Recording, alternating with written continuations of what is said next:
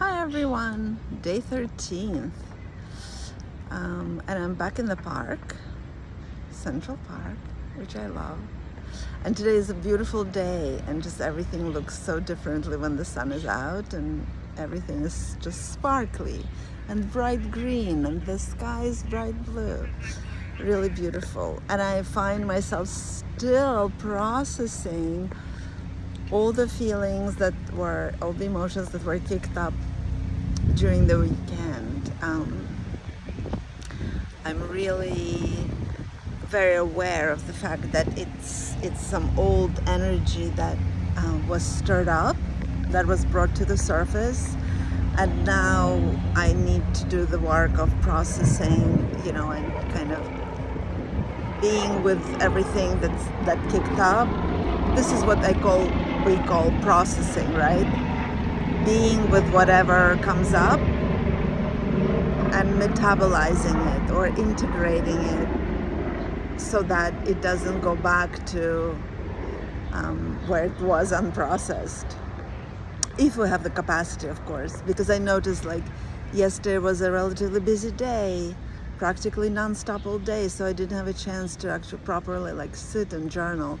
But this morning I journaled, and I noticed that what's amazing with journaling is all the same thoughts that are swirling in my mind, when I actually write them down, it's like I ground them, I like capture them, they become more real, more concrete, like I'm writing and I'm seeing it, and I saw how much deeper I was able to go in just a few minutes of journaling, comparing to like the whole day yesterday when I was like in and out of my thoughts, every moment when I was on my own. So journaling is just incredibly potent. I feel like everything that I did as in terms of like healing, processing, getting to insights, that was all thanks to my capacity to journal and my dedication to it and my discipline with it. It just actually feels good in my body when I'm able to like write what needs to come out. It's an actual physiological like shift that happens. So whatever requires processing, it's usually old energy. So whatever was going on for me this weekend, as I was being vulnerable and as I was being seen, or again, it wasn't even so much what other people saw or how they saw me, it's really about myself and my expectations and my projections and my beliefs and the way it felt in my body while this was going on. And what was really, really interesting is that I am seen. I lead my groups for years now, and I feel very comfortable, very at ease. I mean, every once in a while when it's a master class with people that I really don't know who signed up, there is a little bit of trepidation, but that's completely normal, and that is processed quite quickly. But today, like what I realized this weekend is, it's one thing when I'm in a leader role, I just go into that role and that's now familiar. But to be the one that is part of the group is just a very different and more vulnerable somehow feeling, because when I'm the one participating in the group, not leading a group, I don't have a role. Like the only role I have is like me and my fears and my responses and my reactions.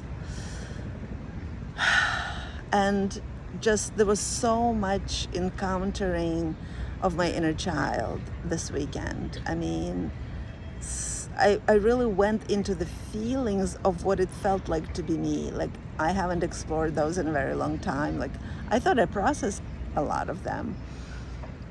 But again, being observed just brought up so many memories of like my father watching me and judging me, or like a friend, you know, I have a memory of like we had some school party and a friend the next day told me all the things that were just wrong with me, things like that, you know, like all this stuff comes up from very early childhood,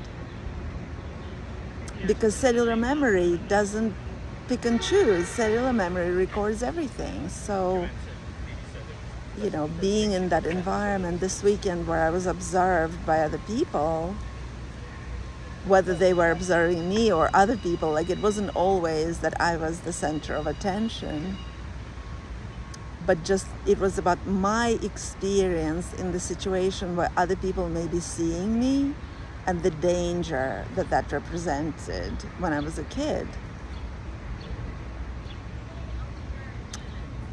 And just the extreme discomfort, how painful it was to be me, you know? That's what is like huge, that I'm still processing. And I guess the what I call processing, it's really me bringing that experience of childhood to today, like reminding me who I am today, reminding me of my tools, reminding how far I've come, and also stepping into the role of being the nurturant, the compassionate, the unconditional, positive regard holding elder that I can be for myself today. That's ultimately what it is. There isn't anything that anyone can really do for me. It's really me being with all the parts and